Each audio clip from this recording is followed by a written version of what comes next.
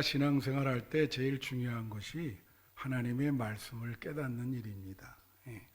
믿음이라고 하는 것은 말씀을 깨달을 때 그 믿음이 생기는 거예요. 그런데 교회 다니면서 하나님 말씀에 대한 깨달음이 없으면 믿음이 생기질 않습니다. 그냥 몸만 왔다 갔다 하게 되는 거예요. 그리고 그런 깨달음은 한 번만 있는 것이 아니고 그러한 깨달음은 계속해서 우리 인생에 찾아와야 되는 겁니다. 그래야 여러분 인생이 변하게 되고 축복받는 인생이 되는 거예요. 시편 49편 20절에 보면 이런 말이 있습니다. 존귀하나 깨닫지 못하는 사람은 멸망하는 짐승 같도다. 존귀하나는 사람이 존귀하다는 거예요. 여러분 사람이 귀하죠. 여러분 존귀한 분들입니다. 그런데 전제 조건이 깨달음이 있어야 되는 거예요. 그래야 존귀한 사람이 되는 겁니다. 깨닫지를 못해. 그러면 멸망하는 짐승 같도다. 존귀하지만 그렇게 깨달으라 그러는데 깨닫지 못하면 멸망하는 짐승 같다. 그렇게 표현을 하는 거예요. 여러분에게 진리에 대한 깨달음, 말씀에 대한 깨달음, 인생에 대한 깨달음이 있기를 축원합니다. 오늘 본문 말씀은요, 예수님이 제자들에게 깨닫지 못하느냐라는 말이 2번 나와요. 예수님 말씀하는데 깨닫지를 못해. 그래서 계속 왜 이렇게 깨닫지 못하냐? 그래서 제목이 깨닫지 못하는 이유입니다. 본문 배경을 보면 이 전장 마태복음 15장에서 예수님이 물고기 2마리와 그 보리떡 여기는 7개입니다. 요한복음에는 5개인데 7병이어라 그래요. 그래서 4,000명을 먹이셨거든요. 그런데 그걸 먹고 갈릴리 호숫가 바닷가를 갈릴리 호숫가를 건너셨어요. 근데 건너자마자 제자들이 그 남은 떡을 좀 가져와야 되는데 떡을 안 가져왔다고 계속 그런 생각을 갖고 있으면서 예수님이 말씀하는 것을 깨닫지를 못하는 그런 내용입니다. 근데 여러분 성경에는 이런 부분들이 참 많아요. 요한복음 3장에 보면 니고데모라는 사람이 천국에 대해서 관심이 있었습니다. 그래서 예수님께 와가지고 천국에 들어가고 싶은데 어떻게 하면 되겠습니까? 그렇게 물었거든요. 예수님이 물과 성령으로 거듭나야 된다. 그렇게 얘기를 했는데 그 말에 대해서 전혀 이해가 안 되는 거예요. 깨달음이 없어요. 전혀 이해가 안 되니까 어떻게 해요? 그냥 갔어요. 시험 들어서 그냥 갔어요. 이해가 안 되니까. 그래도 오늘 본문은 맨 마지막에는 깨달았느니라 그런 귀절이 12절에 나옵니다. 그 민중신학자 중에 서남동 교수라고 있습니다. 외국에서 더 많이 알려진 그런 신학자인데요. 이분이 캐나다에서 유학을 하고 와가지고 대구의 어떤 시골 교회에서 목회를 하게 됐어요. 그래가지고 그 시골 분들인데 다 농부들이거든요. 뭐 설교를 너무 어렵게 하는 거라. 그러니까 그 농사 짓는 분들이 그렇게 어려운 걸 어떻게 이해해요? 그래서 그 장로님 한 분한테 이제 그 수석 장로님한테 성도들이 얘기해서 가서 목사님한테 좀 쉽게 얘기하라고 그렇게 좀 얘기 좀 하라고. 그래 가서 목사님한테 목사님 설교를 하나도 이해를 못하니까 우리 수준을 생각해서 좀 쉽게 해주세요. 그렇게 부탁을 했거든요. 그랬더니 목사님 말씀이 내 설교가 무슨 얘기하는지 이해가 안 됩니까? 네, 그렇습니다. 나도 내가 무슨 얘기하는지 하나도 모르고 얘기하는 거예요. 그렇게 얘기를 하더라는 거예요. 이게 좀 다른 각도의 얘기입니다. 우리 사회에 지금 지난주에 이 투표 용지가 부족한 초유의 사태가 벌어졌잖아요. 그죠?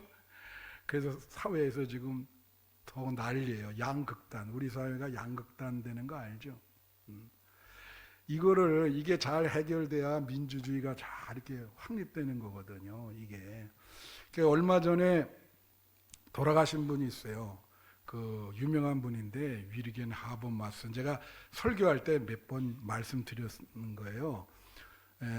이분은 이제 좀 어렵게 얘기하면 이게 포스트 모더니즘 시대로 넘어가는데 넘어가지 않고 모더니즘을 지킨 마지막 학자입니다. 근데 이분이 어떤 말을 했냐면 이제 독일 사회에서 중요한 게 뭡니까?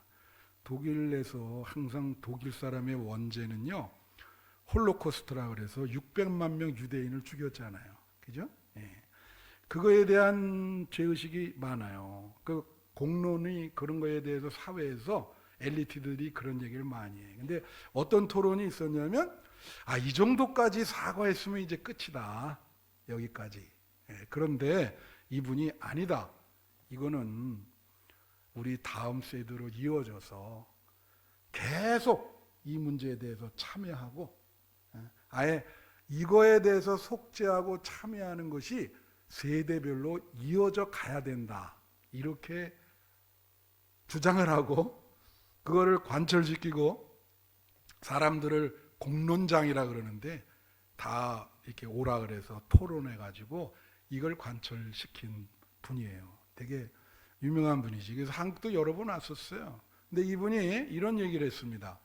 의사소통, 이제 이 의사소통의 합리성, 합리적으로 사람들이 어떻게 의사소통을 할 수 있겠는가, 사회에서. 네 가지 전제 조건을 내걸었어요. 여러분, 의사소통이 제대로 되려면, 여러분 다른 사람과 의사소통이 잘 돼요? 또 혹은 토론할 때 혹은 막 논쟁하고 그러지 않습니까? 근데 이분이 네 가지 원칙을 세우는데 이게 뭐냐면, 하나는 쉽게 이해할 수 있도록 말해야 된다는 거예요. 그렇죠? 알아들어야지.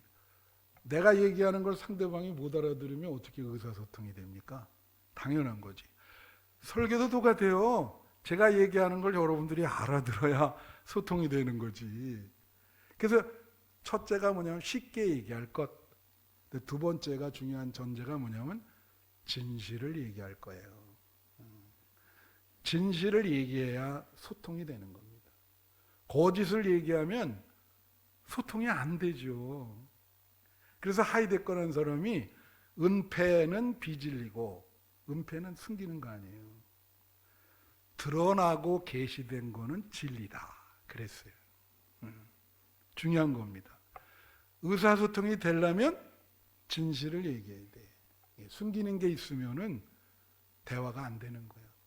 그거는 그때부터. 그 다음에 세 번째 전제 조건을 이 사람 뭐라 하냐면 서로를 신뢰할 수 있어야 된다. 이거지. 상대방을 저 사람이 나를 신뢰하고 내가 저 사람을 신뢰해야 대화가 된다는 거지. 의사소통이 이룰 수 있다. 근데 마지막으로 그분이 얘기한 게 뭐냐면, 그런데 의사소통할 때는 나와 너가 대등한 관계가 돼야 된다는 거예요. 이 대등하지 않으면은 그러면 이거는 불합리하기 때문에 토론장이 될 수가 없다. 아주 훌륭한 분이죠. 그래서 그거를 많이 이 민주사회에 관철을 시키려고 노력했어요. 이건 다른 각도를 내가 보는 겁니다, 지금. 근데 여기 오늘 본문도 여러분 그거 아세요? 깨달음이 있으려면 예수님과 소통이 돼야 돼. 소통이 먼저인 거예요. 근데 소통도 안 되는데 무슨 깨달음이 있을까? 말씀에 대한 깨달음이 없는데, 말씀과 소통이 안 되는데, 이해가 안 되는데 어떻게 깨달음이 있겠어요? 그래서 본문 말씀에 보면은 이 사람들이, 제자들이 깨닫지 못하는 이유가 네 가지가 나와요. 그 네 가지 깨닫지 못하는 이유를 제가 짤막하게 말씀드릴게요. 첫째로 관심이 서로 다르다라고 하는 거예요. 자, 여기 보면 5절 말씀에 제자들이 건너편을 갈새 떡 가져가기를 잊었더니. 아니, 제가 아까도 말했잖아요. 그 15장에 보면은 7병이요.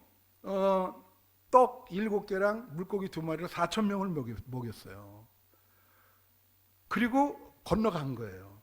근데 제자들은 지금 무슨 생각을 갖고 있냐면, 그거 남은 떡을 좀 가져와야 밥이 해결될 텐데. 아니, 예수님이 4,000명을 먹이셨는데, 그죠? 이 사람들은 지금 떡밖에 관심이 없어요. 자, 6절 볼까요? 예수께서 이르시되 삼가 바리새인과 사두개인들의 누룩을 주의하라 했습니다. 이 누룩이라는 거는 효모거든요. 빵을 부풀리는 거. 사실 이 번역이 떡이라 그랬는데 빵이 맞아요. 유대인들은 빵입니다. 중동은. 예. 근데 이제 옛날 사람들이 번역을 해서 이걸 떡이라 그런 거예요. 예. 그러니까 빵이 이제 누룩은 효모인데 효모는 이렇게 부풀리는 거 아니에요? 그럼 여기서는 영향력이라고 보시면 돼. 바리새인들의 영향력을 주의하라, 경계하라 그런 뜻이거든요, 지금.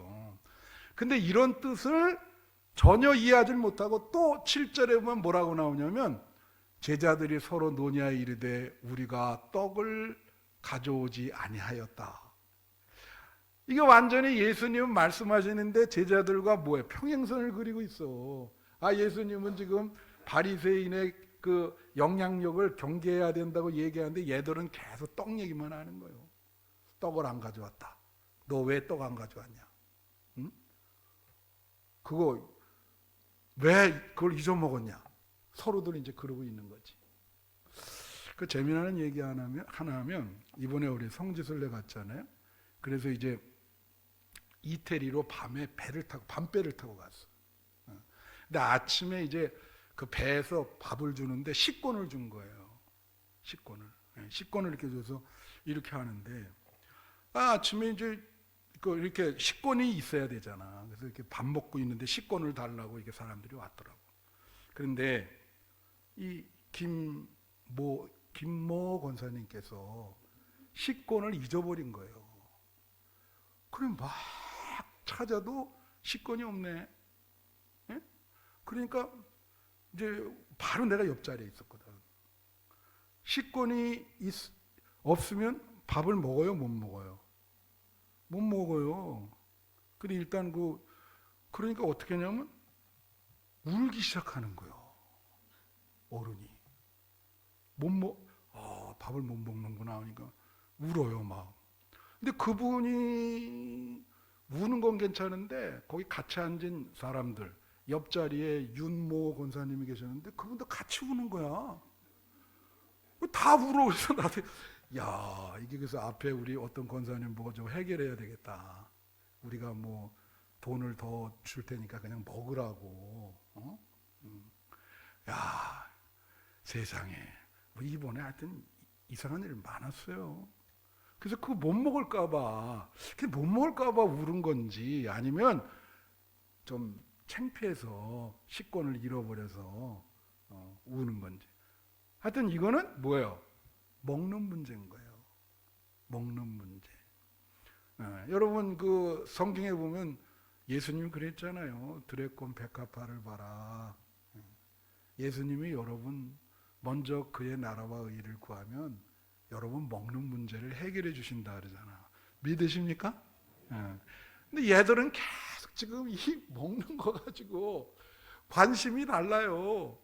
예수님은 영적인 세계를 계속 얘기하는데 이 친구들은 물질적으로 이 먹는 거 거기에 지금 집착하고 있는 거예요.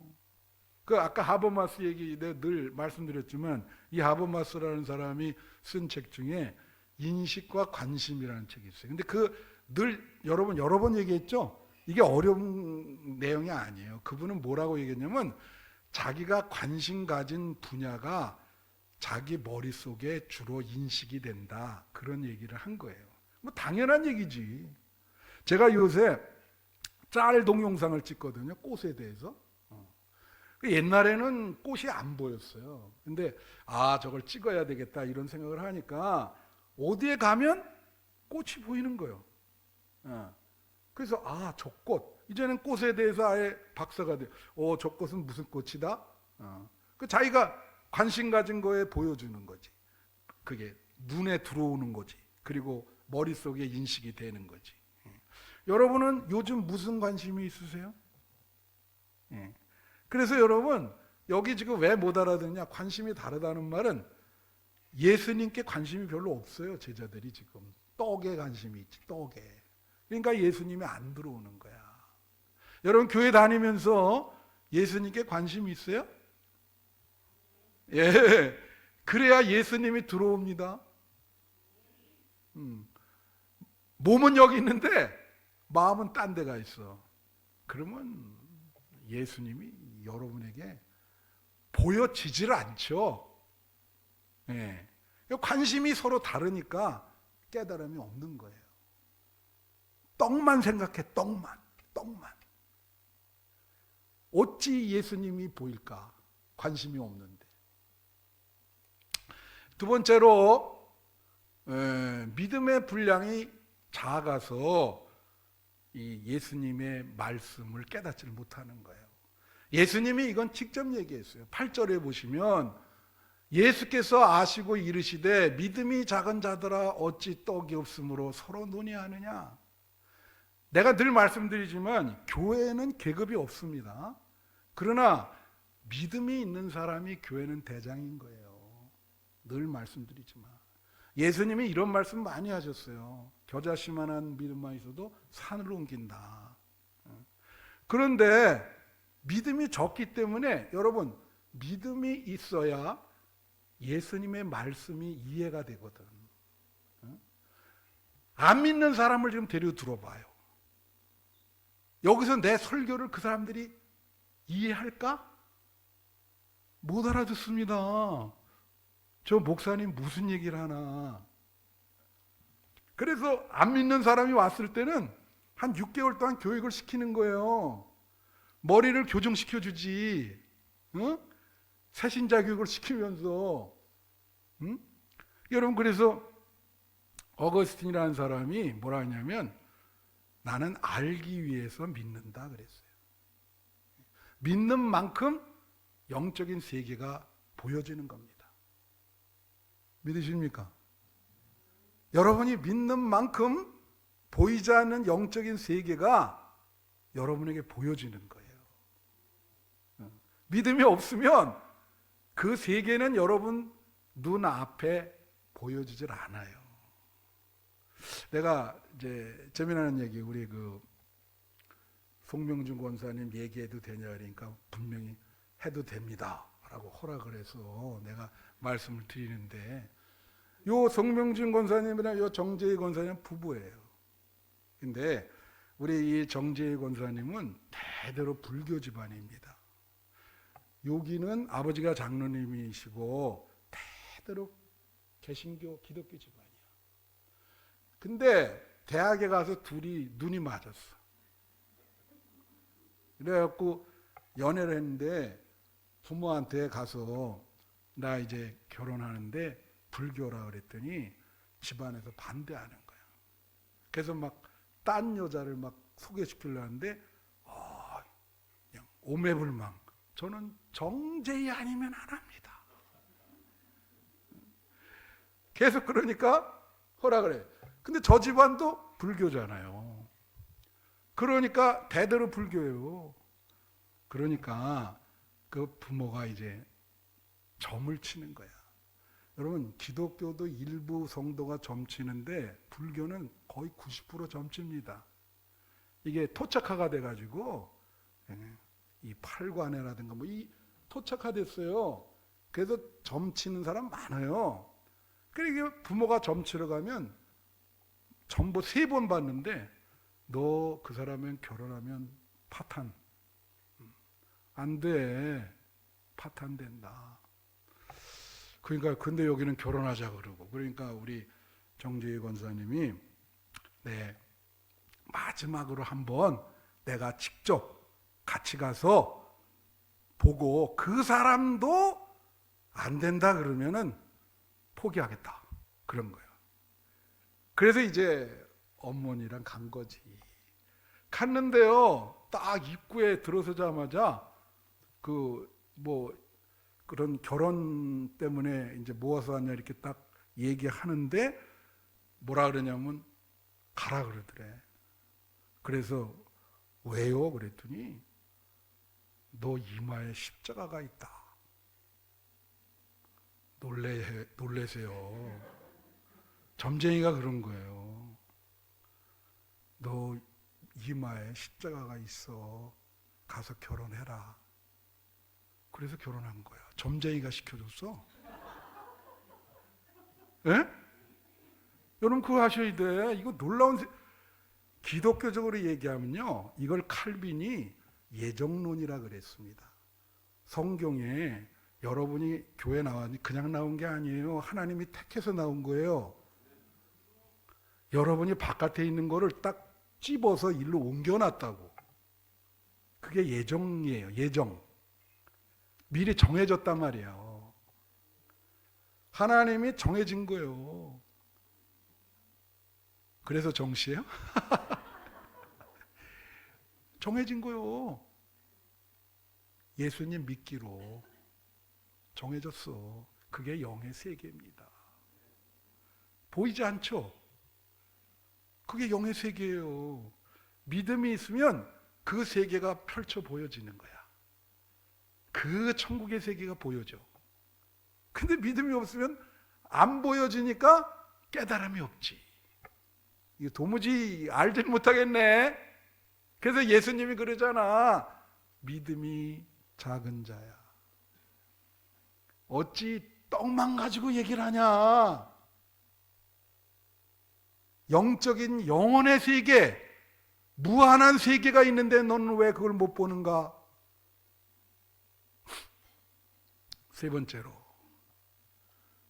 경험의 은혜를 기억하지 못하다. 그건 무슨 뜻이냐? 이제 9절부터 10절까지 보세요. 경험의 은혜를 기억하지 못하기 때문에 깨달음이 없다는 건데. 자, 뭐라 하냐면 이렇게 얘기해요. 9절 10절에 너희가 아직도 깨닫지 못하느냐? 떡 5개로 5,000명을 먹이고 주운 것이 몇 바구니며 10절에 떡 7개로 4,000명을 먹이고 주운 것이 몇 강줄인지를 기억하지 못하느냐? 지금 그거예요.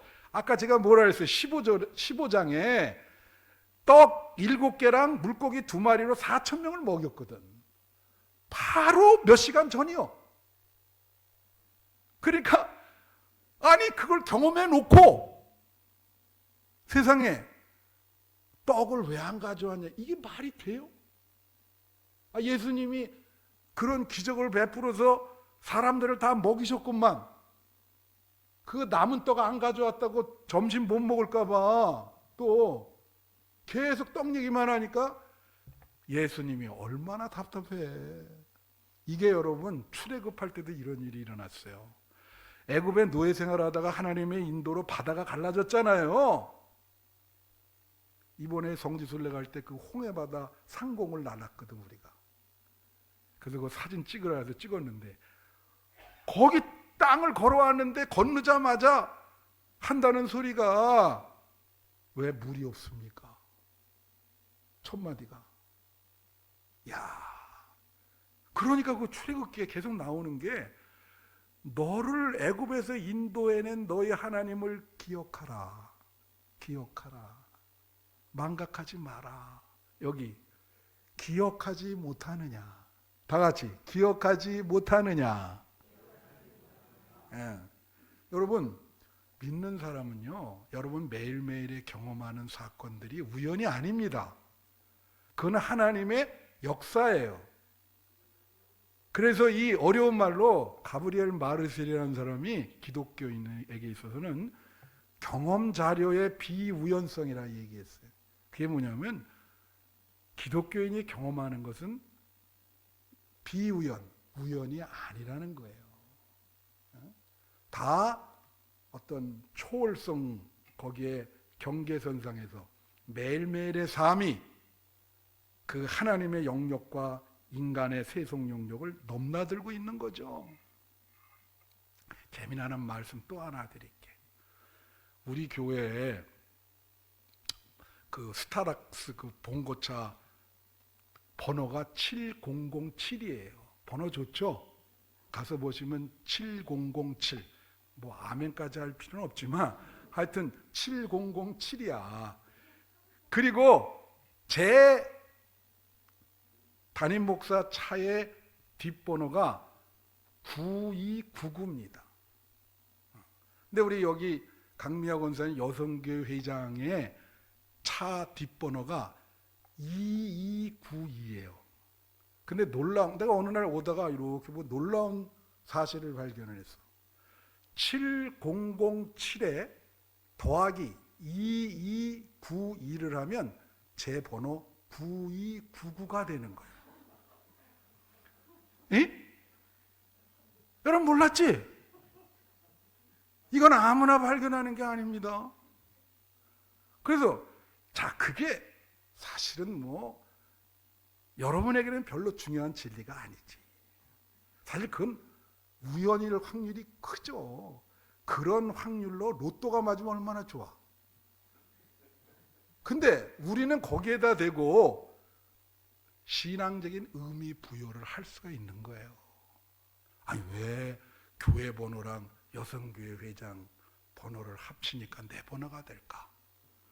그러면 여성교회 회장은 그걸 보고 어떻게 해야 돼? 교회와 목사님에게 충성을 다하라는 얘기구나. 충성을 다하라는 얘기구나. 나는 어떻게? 하나님이 이렇게 충성을 다하는 여성교회 회장님을 주셨네. 의미 부여를 신앙적으로 하는 거예요. 여러분이 경험한 모든 일상적인 사건을 그렇게 신앙적으로 의미 부여를 하셔야 돼. 무슨 말씀인지 아세요? 얘들은 떡에만 관심 있잖아요. 네. 중요한 거예요. 그래서 파스칼이라는 사람은 하나님 만나는 경험을 했거든요. 연도와 시간과 날짜를 여기다가 적어서 꼬매가지고 평생 그것만 입고 다녔어요. 무슨 일 일어나면 내가 그때 하나님 만났지. 그런 거예요. 할렐루야. 자, 마지막 네 번째는 예수님의 말씀을 오해한단 말이지. 곡해. 이걸 곡해라 그러죠. 한자로는 곡해라 그래요. 왜곡. 그래서 이게 11절에 있어요. 어찌 내 말한 것이 떡에 관함이 아닌 줄을 깨닫지 못하냐? 내가 말한 게 떡에 대한 게 아닌데 왜 줄곧 떡 이런만 해석을 하고 생각을 하냐 이거지. 오죽 답답하면 그렇게 얘기하시겠어요. 내가 얘기한 거는 바리새인과 사두개인들의 누룩을 주의하라고 얘기한 건데 너네는 계속 떡 얘기만 한단 말이야. 내 말한 것이 떡이에 관함이 아닌 것을 깨닫지 못하느냐. 요게 말씀에 대한 왜곡이에요. 여러분, 하나님의 말씀을 제대로 이해해야 깨달음이 오고 믿음이 생기는 겁니다. 말씀을 오해가 되면 어떻게 되죠? 이단이 되는 거예요. 제대로 안 되면. 그건 사람도요, 의사소통할 때 오해가 생길 수 있어. 그러면 갈등이 일어나요, 거기서. 예? 오해가 생긴다. 그럴 때는 어떻게 해야 될까? 진위를 파악을 해야 돼. 물어야 돼, 자꾸. 진짜로 그렇게 얘기한 거냐? 여러분, 목사도 제가 목회를 40년이나 했는데 나도 성도들의 말을 오해할 수 있지만 나는 공적으로 여러 사람들을 상대하기 때문에 여기서 말하는 것도 오해하는 분들이 있어. 그 일일이 찾아가서 난 진이가 그게 아니었다 얘기해도 소용이 없다고. 본인이 실족해. 근데 그런 분, 나는 그분이 그런 시험 들었다는 건 모르는 부분이 있는데 지가 알아서 시험 들고 또 말씀 들으면서 알아서 해결해. 그 지나갔으니까 내가 알 수도 없어요, 그거는. 예. 여러분, 말씀에 오해를 하지 마세요. 예. 그리고 의사소통할 때도 오해하면 안 됩니다. 항상 진위. 그래서 제가 뭐라 그랬어요?